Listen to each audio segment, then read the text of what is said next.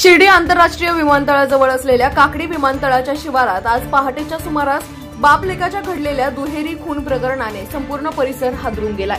अज्ञात व्यक्तींनी अज्ञात कारणासाठी भोसले कुटुंबावर केलेल्या अचानक हल्ल्यात कृष्णा साहेबराव भोसले वय वर्ष अंदाजे 35 आणि त्यांचे वडील साहेबराव भोसले यांची निर्घृण हत्या करण्यात आली आहे। तर कुटुंबातील सारखाबाई भोसले या गंभीर जखमी असून त्यांच्यावर प्रवरा ग्रामीण रुग्णालयात उपचार सुरू आहे। अज्ञात हल्लेखोरांनी घरात घुसून अचानक प्राणघातक हल्ला केला, मात्र गायजाबाई भोसले या वृद्ध महिला हल्ल्यातून बचावल्या असून त्या अंध व मूकबधीर असल्याने हल्लेखोरांच्या लक्षात आल्या नाहीत अशी माहिती मिळाली आहे। या धक्कादायक घटनेचा उलगडा सकाळी दूध संकलन केंद्राचे संचालकांच्या सतर्कतेमुळे झाला।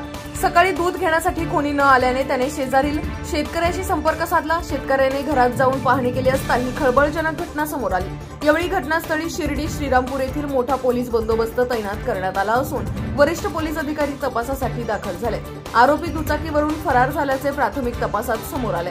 खुनाचे नेमके कारण अद्याप गुलदस्त्यात आहे। पोलिसांनी परिसरात कसून शोध मोहीम सुरू केली असून या घटनेमुळे परिसरात भीतीचे वातावरण पसरले असून पुढील तपास पोलीस अधीक्षक राकेश ओला यांच्या नेतृत्वाखाली चालू असल्याची माहिती आमचे प्रतिनिधी अशोक दुशी व सिद्धार्थ मेहरखांब यांनी दिली आहे।